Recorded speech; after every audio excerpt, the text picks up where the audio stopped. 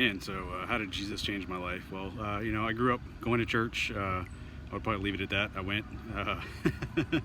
And, when I was about 13 years old, I went to a summer camp, and just remember hearing a message just about, Christianity being a relationship with God, which was kind of counter to at least what I'd picked up from, all the sermons and youth ministry stuff that I had kind of taken in as a kid.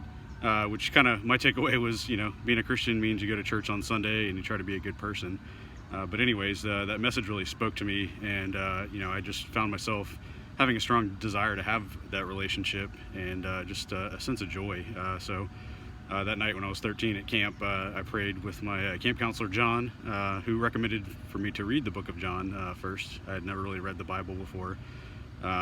And I actually got baptized the next day in the river there at the camp, which was a really awesome experience. But I think as I kind of got back into normal life and into my church life, I kind of reverted back to just that mentality that, you should just try to be a good person and go to church on Sunday. And as I got into college and my adult life, there were just times where, frankly, it was real hard to be a good person. And, I didn't want to get up and go to church in the morning.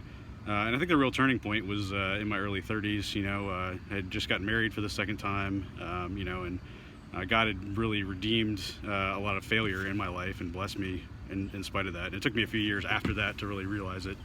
But I hit a point in 2013 where I was just kind of challenged in all aspects of life. I'm kind of hard-headed, and I think that's what God needed to do to kind of break me down and really turn me to Him.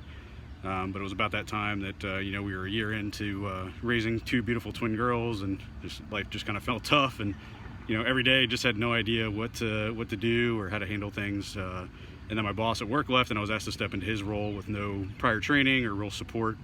And just kind of felt like I was failing on a daily basis. It was about that time that we had joined a new church and got involved in a small group. I also joined a men's Bible study.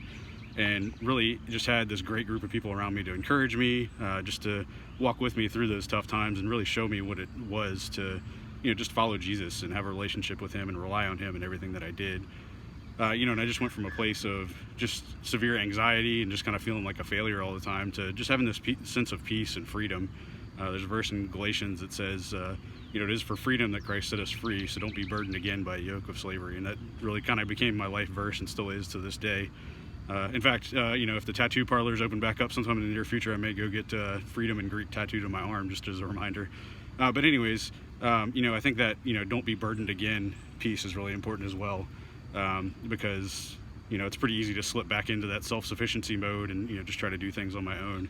And I really have to fight that on a daily basis. So, Jesus really did change my life and continues to change it day by day. It's been a huge blessing. And it's been a blessing to my family. It's been awesome to see, our kids just really see the fruit of the investment in them and the change in our lives kind of reflected in them. That's kind of the change I've seen in my life, and I look forward to the continued change. And, if you're ever curious or have questions, happy to share more of my story with you this Easter Sunday. Hope that y'all will join us with our virtual church from your living rooms. And, God bless you all.